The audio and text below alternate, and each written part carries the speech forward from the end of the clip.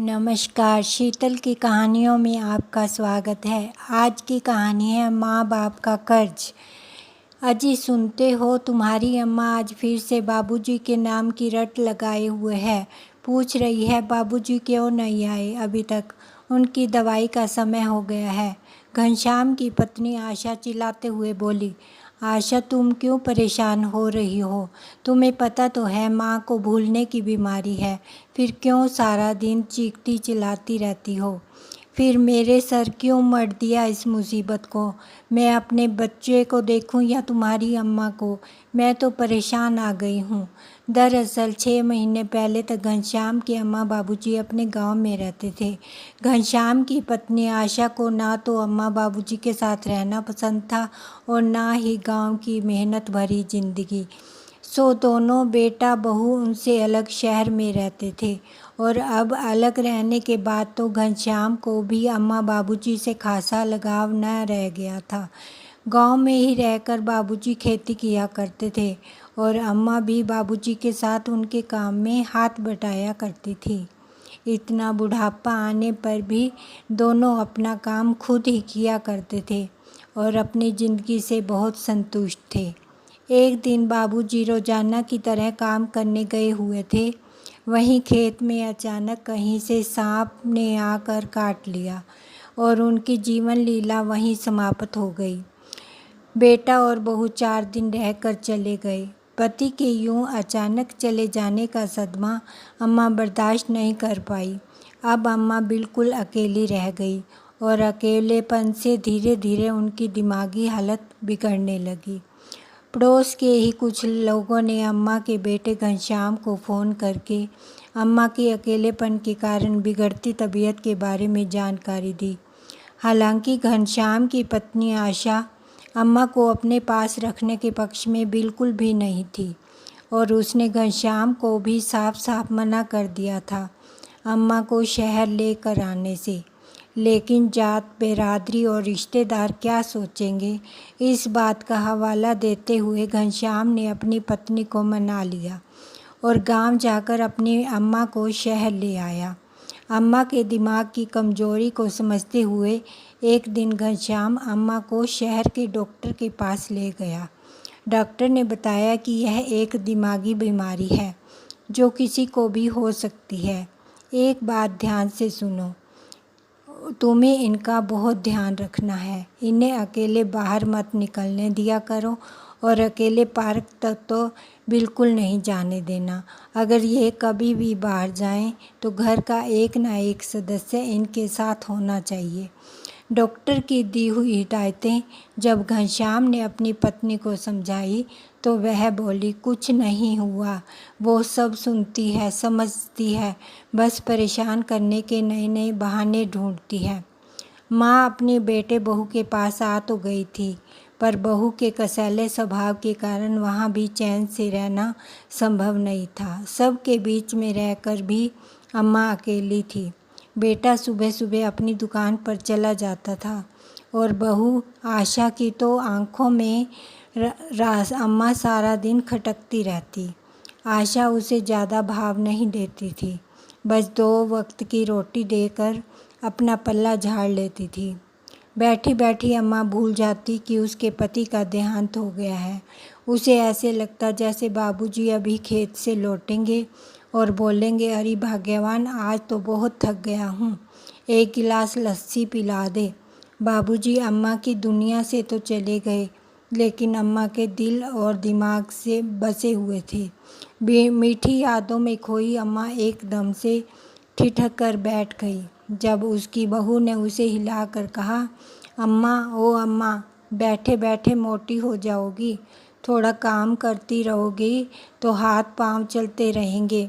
अम्मा अपने आप को संभालते हुए उठ खड़ी हुई तो आशा ने उसके हाथ में झाड़ू थमा दी। अम्मा घर के आंगन में झाड़ू देने लगी। इतने में घनश्याम तैयार होकर दुकान पर जा ही रहा था कि अम्मा को झाड़ू देते हुए देखकर बोला, आशा, तुम्हें पता है ना अम्मा की हालत का, अगर उन्हें कुछ हो गया तो लेने के देने पड़ जाएंगे, कब समझोगी तुम? अरे क्या हुआ है अम्मा को? अच्छी भली तो है, सब काम कर सकती है, बिना मतलब बीमारी का नाटक किए बैठी है। थोड़ा बहुत घर का काम कर लेगी तो घिस नहीं जाएगी तुम्हारी अम्मा। तुम दुकान जाओ, यहाँ मैं संभाल लूँगी, आशा रौब भरी आवाज़ में बोली। घनश्याम के दिल में अम्मा के लिए हमदर्दी साफ दिखाई दे रही थी, लेकिन पत्नी के आगे उसकी बोलती बंद हो जाती थी। उस दिन के बाद से अम्मा रोज़ की साफ़ सफाई और दूसरे छोटे मोटे काम कर दिया करती थी। अब तो आशा भी अम्मा से घर का कोई ना कोई काम करवाती रहती थी। बहू के व्यवहार के कारण कभी कभी अम्मा बहुत ज़्यादा उदास हो जाती थी। उसका अपने पोते के साथ खेलने का दिल करता, लेकिन आशा अपने बेटे को उनके नज़दीक भी नहीं लगने देती थी। कभी उसे अपने पास बुलाने लगती तो अम्मा को घूरते हुए आशा अपने बेटे को वापस ले जाती। वह दूर से ही पोते को खेलते हुए देखती रहती थी और उसी में खुश हो जाती थी। एक दिन अम्मा का बाहर जाने का दिल हुआ। हालांकि अम्मा को घनश्याम ने समझा दिया था कि अम्मा तुम कहीं बाहर नहीं जाओगी, यदि कहीं जाना भी हो तो आशा से कह देना, वह ले जाएगी। लेकिन अम्मा आशा के व्यवहार से वैसे भी दुखी थी, सो आशा से यह कहकर कि थोड़ी देर के लिए बाहर चौखट पर बैठी हूँ, अम्मा दरवाजे के बाहर निकल गई। बाहर बैठे बैठे अम्मा भूल गई कि उसका घर कहाँ है। बेध्यानी में भटकती इधर उधर टहलने लगी। सोचने लगी कि अब वह घर कैसे पहुँचेगी। डर के मारे रोने लगी। आशा ने कोई खोज खबर ही ना ली अम्मा की। शाम को जब घनश्याम घर आ रहा था तो देखा कुछ लोग एक औरत से पूछ रहे हैं, माँ जी आप कहाँ रहती हो, कुछ तो बताओ। पास जाकर देखा तो वह उसकी अम्मा ही थी। घनश्याम अम्मा को लेकर घर आ गया और डांटने लगा, जब मना किया था बाहर जाने से तो क्यों गई। आशा तुम देख तो सकती थी कि अम्मा की दिमागी हालत ठीक नहीं है, क्यों जाने दिया फिर अम्मा को बाहर। उधर आशा चिल्लाती हुई अपने कमरे से बाहर आई और बोली, खुद तो आप सारा दिन बाहर चले जाते हो और मेरे सर पर मुसीबत लाकर मर दी तुमने। सुनती कहाँ है वह मेरी, चिल्लाना है तो अपनी अम्मा पर चिल्लाओ, मुझ पर नहीं। मैं बेटे बहू के बीच होने वाली लड़ाई का कारण खुद को जान अम्मा सहम कर रह गई। अपने बेटे बहू के घर आकर अम्मा की हालत और ज़्यादा खराब होती जा रही थी। अब तो अम्मा की भूलने की आदत के कारण आशा उन्हें कभी कभी खाना भी नहीं देती, क्योंकि अम्मा को याद ही नहीं रहता था कि उसने खाना खाया या नहीं, और आशा इस बात का फ़ायदा उठाती थी। आशा ने एक किट्टी पार्टी ज्वाइन की हुई थी। इस बार उसकी मेज़बानी करने की बारी थी। सारी सखियां घर पर एकत्रित हुई तो उन्होंने सारा घर सर पर उठाकर धमा चौकड़ी मचा दी। फरमाइश हुई चाय पकौड़े की। आशा ने अम्मा को चाय पकौड़े बनाने के काम पर लगा दिया। बेचारी बीमार अम्मा उसके लिए फ्री की नौकरानी जो बन चुकी थी। जैसे तैसे अम्मा ने चाय और पकौड़े बनाकर मेज़ पर रख दिए। जैसे ही सब ने खाना पीना शुरू किया, छी थू थू थू, यह क्या खाना बनाया है आशा तेरी सास ने, इसके लिए हमें घर बुलाया था। दरअसल अम्मा की दिमागी हालत ख़राब होने के कारण अम्मा ने चाय में चीनी की जगह नमक डाल दिया और पकौड़ों में नमक डालना ही भूल गई थी। बस फिर क्या था, आशा सारी सहेलियों के सामने ही अम्मा पर बरसना शुरू हो गई और खूब जली कटी बातें सुनाई। थोड़ी देर बीतने पर सारी सहेलियां नाक भौं सिकोड़ कर चली गई। उधर देखा तो अम्मा अपने पोते के साथ लाड कर रही थी। एक काम ठीक से नहीं होता आपसे, सारी सहेलियों के सामने नाक कटवा दिया आपने तो मेरी। बोलते हुए आशा अपने बेटे को खींचते हुए रसोई घर से चली गई। सामने देखा तो अम्मा ने गैस भी जलती छोड़ दी थी। तेल धू धू करके जल रहा था और साथ में आशा का दिल भी।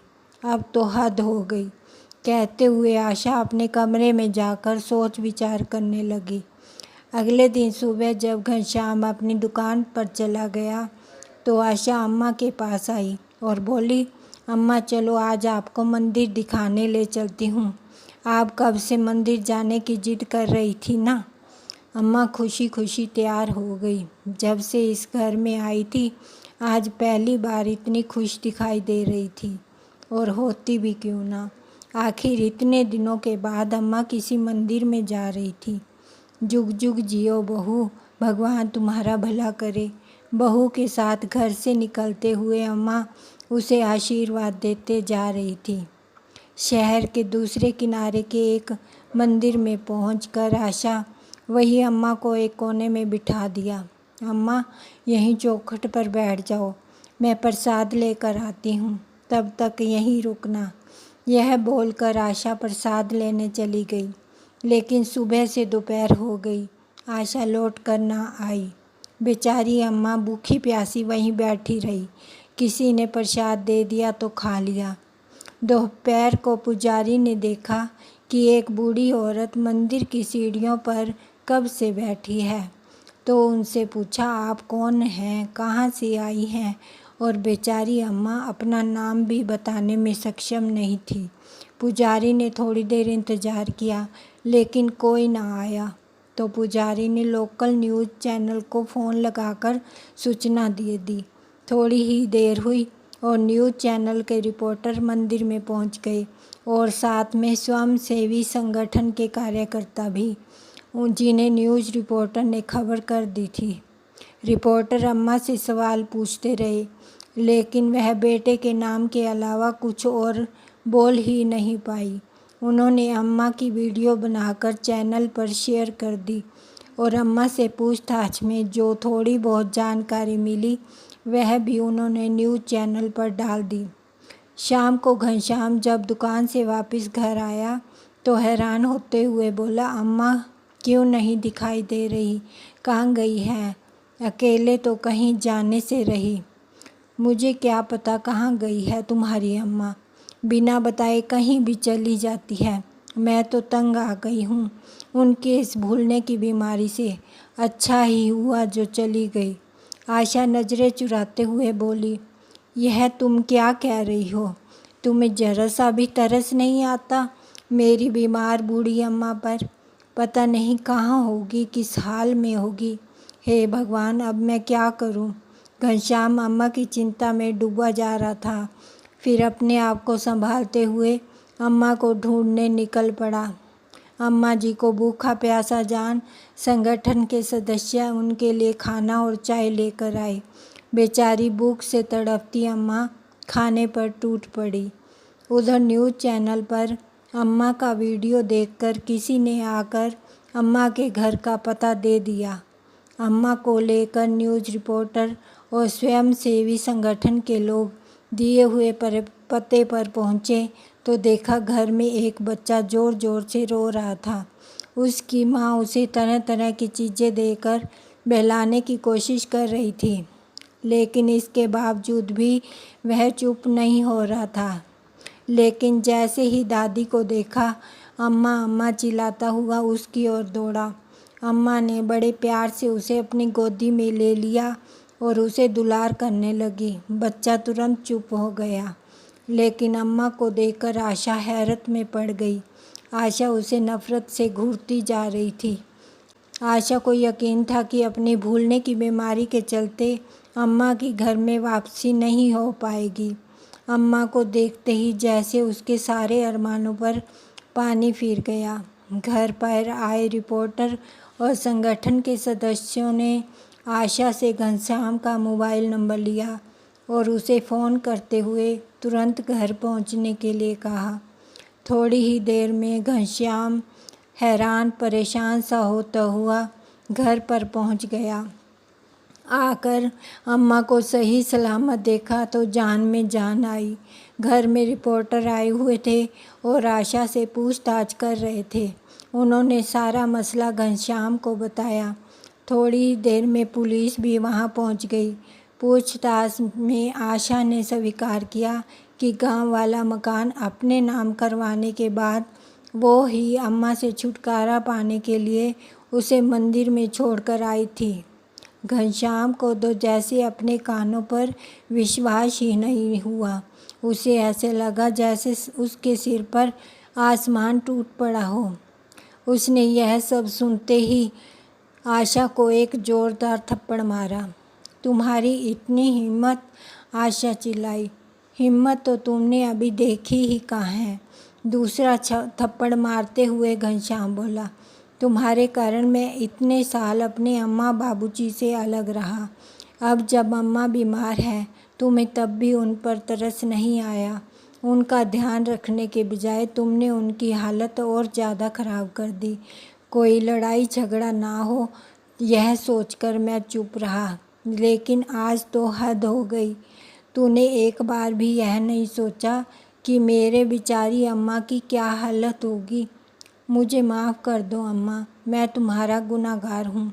यदि मैंने शुरू से ही आशा की मनमानी पर लगाम कसी होती और अपनी बात कठोर तरीके से कह दी होती कि मैं अपने माँ बाप के साथ ही रहूँगा, तो आज तुम्हें यह दिन ना देखना पड़ता। कहते हुए घनश्याम की आंखों से अश्रुधारा बहने लगी। आज मैं आप लोगों को एक मौका दे रहा हूँ।